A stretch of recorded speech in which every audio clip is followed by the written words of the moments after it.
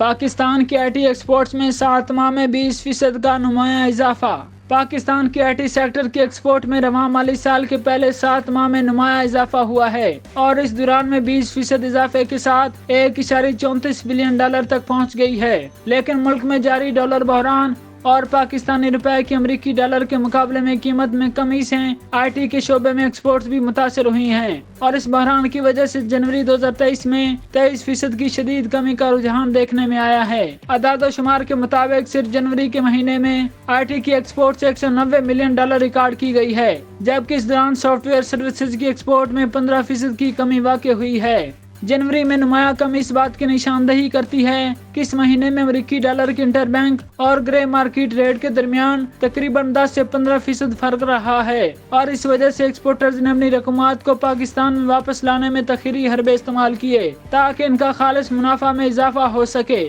لیکن جنوری کے آخر میں ڈالر کا گرے اور بینکنگ چینل کا فرق ختم ہو گیا تھا اور اب توقع کی جا رہی ہے کہ رسمی بینکنگ چینل سے آئی ٹی کی برآمدات کی وصولی میں رواں ماہ فروری میں خاطر خواہ اضافہ متوقع ہے۔ آئی ٹی برآمدات میں سست روی بنیادی طور پر آئی ٹی اخراجات میں عالمی سست روی کی نشاندہی کرتی ہے۔ گارٹنر، جو کہ technology research and consulting firm ہے، نے اپنی تازہ ترین رپورٹ میں 2023 میں آئی ٹی سیکٹر کی اپنی نمو کی پیشین گوئی کو کم کر کے 2.4% کر دیا ہے، جو پہلے 5.1% تھا۔ پاکستان کی وزارت آئی ٹی نے مالی سال 2023 کے لیے 5 بلین ڈالر کا برآمدی ہدف مقرر کیا ہے۔ رواں مالی سال 218 ملین ڈالر کا ماہانہ اوسط رن ریٹ اس بات کی نشاندہی کرتا ہے